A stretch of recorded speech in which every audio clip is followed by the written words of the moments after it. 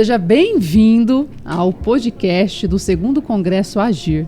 E o meu convidado desse episódio vai trazer um assunto que você vai achar no início aqui um pouco complexo, mas quando ele te explicar, você vai falar, caramba, por que eu não escutei isso antes? Vamos falar sobre auditoria automatizada e inteligência artificial. Meu convidado é o Alexandre. Alexandre, seja bem-vindo. Obrigado. Conta um pouquinho de quem você é, o que você faz e como esse assunto pode impactar positivamente todas as pessoas que estão nos assistindo.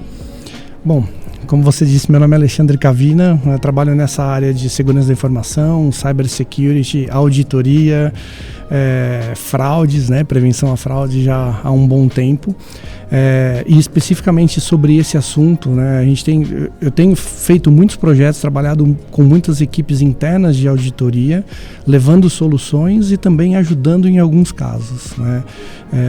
Hoje tem muito sido falado que a auditoria precisa usar automatizações para poder otimizar os recursos, as análises, e tem muitas soluções hoje que provém isso, que fazem isso, né, e que as empresas têm contratado, né. Então existem soluções de software, por exemplo, que são instaladas e que vão poder fazer muitas automatizações, né. Há um tempo atrás a gente chamava bastante de RPA, que era uma robotização, um processo de robotização. Inclusive, quem quiser ver o painel, a gente vai passar um vídeo bem rápido no começo, mostrando um robozinho trabalhando, né? Que na verdade não é um robô humano, né?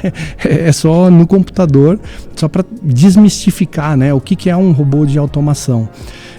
Por quê? Porque muitas atividades que são repetitivas, que dá para automatizar, isso daí já está sendo automatizado já há bastante tempo. Hoje, muitos fabricantes começaram a colocar inteligência junto com esses robôs. Mas para algumas atividades específicas, por exemplo, vamos automatizar um contas a pagar. O contas a pagar, ele vai receber boletos, ele vai ter que olhar alguns campos desse boleto para poder colocar dentro do sistema de um ERP, um SAP ou qualquer outra marca de um sistema, para poder entrar num workflow que alguém vai olhar para aquilo, vai aprovar, pode ser um robô também ou não, vão ter os dados básicos e aquilo vai ser pago, por exemplo. Estou dando um exemplo do contas a pagar. Olhando com os olhos da auditoria, o que o auditor precisa ver? Ele precisa entender o que esse sistema está fazendo, quem programou esse sistema, quem tem acesso a esse robô. Por que isso? Porque a pessoa da tecnologia que cuida desse ambiente pode ter uma pessoa mal intencionada, pode ter uma pessoa que está passando por problemas e alguém ofereceu dinheiro. Então, tem muita coisa interconectada, né? Porque a gente já começa a falar de fraude, mas muitas fraudes acontecem.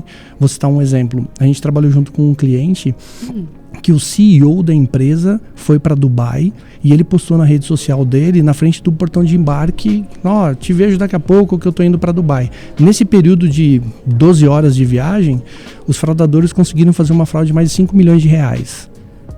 Pressionando o pessoal de compras, aprovando um pedido de compras no sistema de pagamentos, e antes dele descer lá, foi pago para uma empresa fictícia que estava cadastrada na empresa tal, e a fraude foi concretizada. Aí a gente entra naquele viés de segurança da informação, segurança cibernética, e como que a empresa se precavém disso? Como que a gente soluciona esse problema? Fiquei curiosa agora, qual que é o seu ponto de vista sobre isso? Sim, por isso da preocupação da auditoria interna, está começando a olhar mais para isso. Por quê? O auditor vai precisar ser um expert em segurança cibernética? Não. Ele vai usar as mesmas ferramentas que ele tem hoje, talvez algumas ferramentas automatizadas para poder olhar, mas ele vai ter que olhar para o log do sistema, ele vai ter que olhar para a parametrização, para quem tem acesso privilegiado. Não. Peraí, Alexandre, eu quero que você que está aqui me escutando e é auditor, vem comigo aqui, porque esse assunto gera discussão. Sim, muita. Então, sim. O auditor hoje, convencional, precisa se adaptar a esse mundo de inovação, de inteligência artificial, de tudo que acontece dentro do seu negócio, que aqui você vai sair do físico e você vai para uma outra realidade. É isso que você está me dizendo? É isso, porque por trás dos servidores, das aplicações, tem máquinas, computadores que estão processando tudo isso, mas tem pessoas cuidando desses ambientes. Hoje, já existem áreas específicas dentro da auditoria interna que olham para a área de segurança da informação, de cybersecurity, de privacidade. E os auditores precisam começar a entender um pouquinho mais sobre todos esses assuntos, inclusive de inteligência artificial. Por exemplo, a própria ABNT já tem 5 ISOs em português publicadas falando sobre gestão, governança, viés de inteligência artificial. Aí tem muita gente falando, viés, o que eu vou estar preocupado com viés? Bom, vamos dar um exemplo aqui hipotético. Vamos supor que o Atlético Mineiro contratou uma inteligência artificial para poder saber o que os seus torcedores gostam. Só que você precisa treinar essa tecnologia. O que é treinar? É colocar informações dentro desse sistema para depois o Atlético Mineiro poder perguntar para a inteligência artificial, o que meu torcedor gosta, que cor que o meu torcedor mais gosta. Vamos supor que quem vai treinar essa inteligência artificial vai colocar informações das pessoas que só gostam de camisa azul. Tá bom. O que vai sair lá na frente? O torcedor do Galo não gosta de camisa azul. Porque se uma pessoa ela pode criar uma aprovação de pagamento e ela mesma aprova o pagamento, aí tem um conflito de interesse muito grande. Mas você vai falar, mas isso daí é super simples. Sim, isso daí é super simples. Mas muitas vezes essas coisas ainda acontecem. Então, por isso que a auditoria precisa começar a conhecer mais sobre esses assuntos que são mais técnicos, mas tem muito treinamento. O IA, que é o Instituto dos Auditores Internos, por exemplo, lá fora e aqui no Brasil também, já tem treinamento sobre segurança cibernética. Eu mesmo ministro treinamento para o IA de segurança cibernética, alguns de inteligência artificial, que não vai ali, desculpa o termo, escovar bit, né? Mas vai falar coisas importantes para que o auditor entenda por onde ele pode começar a olhar o ambiente. Como eu citei, por exemplo, das ISOs. A gente tem ISO em português falando sobre inteligência artificial. Eu posso estudar a ISO, aprender o que está ali na ISO e ir na área de tecnologia e falar assim, olha, eu quero olhar aqui aonde que está o servidor, quem que está treinando, qual é o viés que vocês estão dando para essas informações. Por quê? Porque com base nesse conhecimento que você está adquirindo, olhando a ISO, olhando treinamentos, olhando no IA, o ISACA já tem treinamento de inteligência artificial, ou seja, assim, já tem muito material hoje publicado em português, alguns em inglês, mas o auditor ele precisa querer se aprofundar nesses assuntos, porque com o passar do tempo vai surgindo muito mais oportunidades de poder se aprofundar e de ir atrás, né? Porque muitas vezes a fraude vai acontecer, o auditor vai ter que investigar a fraude. Por onde ele começa? Minha primeira coisa que vem na cabeça aqui é onde que estão os dados que o pessoal coloca no servidor? Então, exatamente. E aí, como que a gente resolve isso dentro de uma auditoria? Ou não resolve? Resolve, porque antigamente, normalmente os dados estavam dentro de um data center, dentro de um servidor que estava dentro da empresa. Hoje, muitos projetos foram para a nuvem, né? Foram para a nuvem. E aonde está essa nuvem? Né? Tem muitas maneiras da gente saber onde esses servidores estão hospedados. Desde que a empresa pode colocar no contrato, olha, eu estou contratando um servidor em nuvem, mas o meu dado tem que ficar no Brasil. Talvez você não sabe se o data center está aqui em Minas, está em São Paulo, está no Rio de Janeiro, mas está no Brasil, porque a empresa vai garantir isso. A gente nunca pergunta sobre isso, a gente tem nem essa noção, A gente tem que começar por aí. Por quê? Porque a gente tem legislações específicas no Brasil que a gente tem que seguir. Por exemplo, se a gente falar de LGPD, a LGPD proíbe... Não, a LGPD não proíbe nada. Na minha visão, a LGPD é uma lei que veio nos alertar que a gente precisa ter mais preocupação com uma análise de riscos. Por quê? Porque são riscos que a gente vai assumir. Né? Eu vou ter que pedir o consentimento para fazer qualquer coisa. Talvez sim, talvez não. Porque se você tem um contrato com o seu cliente, para você executar aquele contrato, você pode fazer determinadas coisas. Para você emitir uma nota fiscal, se você não perguntar o meu nome, o meu CPF e o meu endereço, você consegue emitir uma nota fiscal? Não consigo. Então, eu não tenho que pedir um consentimento para o Cavina para emitir uma nota fiscal para ele. Eu vou ter que perguntar para ele qual é o seu nome, seu endereço e seu CPF. Se ele te passar, automaticamente ele está conivente com isso.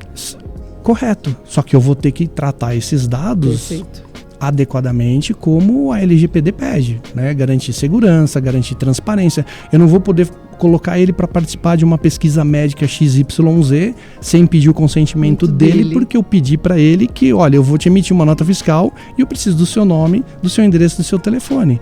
É que o problema começa quando as empresas começam a pensar e ter muitas ideias maravilhosas. E aí o pessoal vai lá e fala assim, bom, já que a gente vai emitir a nota, a gente vai pedir o nome dele, o endereço dele, o CPF, pergunta que time ele torce, pergunta se ele gosta de massa, se ele gosta de carne.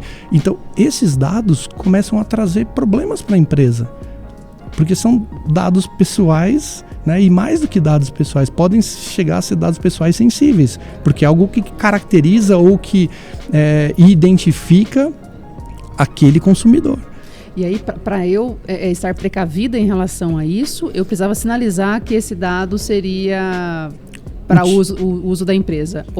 Seria o uso da empresa, uso da empresa. Se você passar o dado para um terceiro, você também tem que avisar. Ou seja, a LGPD discorre, ele tem muita coisa. Né? E muitas vezes a gente vai, por exemplo, num prédio comercial e tem uma plaquinha lá, por questões de privacidade, a sua imagem não pode pedir, não pode...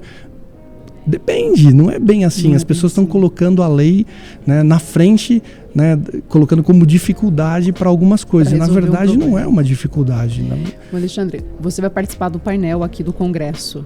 O que você vai trazer no painel? Exatamente, assim, para as pessoas já ficar curiosas. A ideia é falar justamente sobre essas automatizações que a auditoria já está. O Gemal, que vai estar no mesmo painel, ele vai, né, falar bastante, porque ele trabalha na auditoria interna de uma empresa, ele já utiliza sistemas automatizados, e o que a gente vai trazer é justamente quais são os riscos, né, não só da auditoria usar sistemas automatizados, mas a auditoria tem que olhar para os sistemas automatizados, para as inteligências artificiais que a empresa já está utilizando.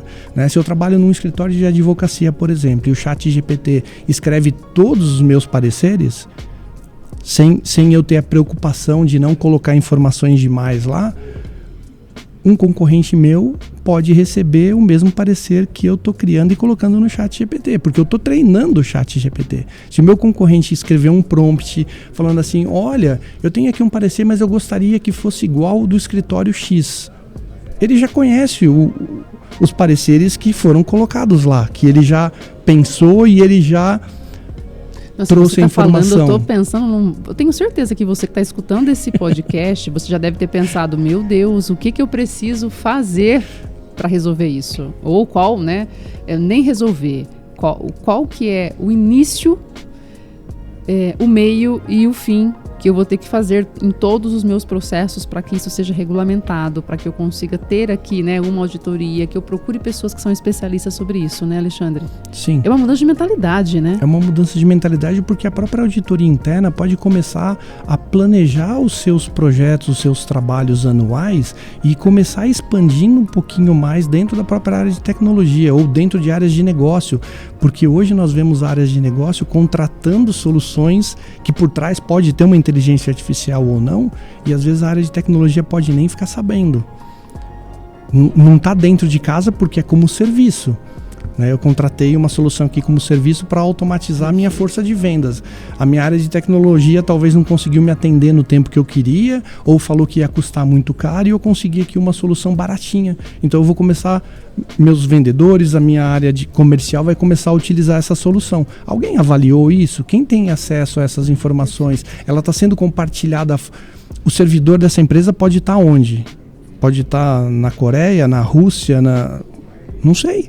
Eu estou colocando nomes, mas pode estar aqui no Brasil, claro. Pode estar fora do Brasil. Por que eu falo isso? Porque tem empresas que elas afirmam categoricamente, não, eu não preciso ter um plano, eu não preciso justificar transferência internacional de dados, porque eu sou uma empresa local, eu sou uma empresa brasileira, então eu não tenho transferência internacional de dados. Aí você vai ver onde está hospedada a solução dela, está tudo fora do país. Aí a gente entra na lei do outro país, que pode vir para cá, que pode ter acesso, mas eu vou fazer o seguinte... Para deixar o pessoal que está nos acompanhando mais curioso ainda de tudo que você entrega, eu quero que você deixe para a gente aqui a sua rede social, onde que os nossos ouvintes e as pessoas que estão nos assistindo possam te encontrar. E eu quero que você deixe também uma mensagem oficial aqui do nosso podcast. Tá bom. Bom, é mais fácil me encontrar no LinkedIn, é Alexandre Cavina, tudo junto. Eu acho que o importante é o auditor começar a pensar nas possibilidades que ele tem se ele começar a ir atrás dessas novas tecnologias, né, dessas novas demandas, dessas novas oportunidades, né? Eu sei que às vezes tem um custo isso, tudo tem um custo, a gente tem que estudar, a gente tem que aprender. Muitas vezes tenho ajudado pessoas, né, conversando, orientando justamente por causa disso, né? No próprio congresso do IA, que acontece uma vez por ano, né, um congresso anual, existem oportunidades de trocar experiências com com outros auditores, como aqui, por exemplo, né? Os auditores aqui também no congresso também estão trocando experiências, estão ouvindo, e isso tudo acaba ajudando a direcionar um pouco para essas oportunidades, porque as empresas, assim, é uma questão de, já tem empresa que já está usando há muito tempo ferramentas de inteligência artificial, né? Mas agora eu vou ter que falar para todo mundo parar de usar? Não é parar de usar, mas vamos organizar. A gente quer passar a informação para o nosso concorrente, a gente quer conscientizar, né, Alexandre? Conscientizar, né? Essa parte de conscientização, ela tem dentro da área de segurança, de cyber, também da área de privacidade, né? E o auditor também acaba fazendo, né, sendo um agente de conscientização, né, justamente por estar preocupado com os recursos da empresa, né? Uma fraude cibernética pode afetar o balanço da empresa, né? Um vazamento de dados pode afetar o balanço de uma empresa. Perfeito. Alexandre, obrigada. É sempre um prazer ter você aqui. Eu vou encerrar o nosso podcast. Eu tenho certeza que muitas pessoas vão entrar em contato porque esse assunto é super pertinente. Pessoal, obrigada pela sua audiência e eu vejo você no próximo episódio.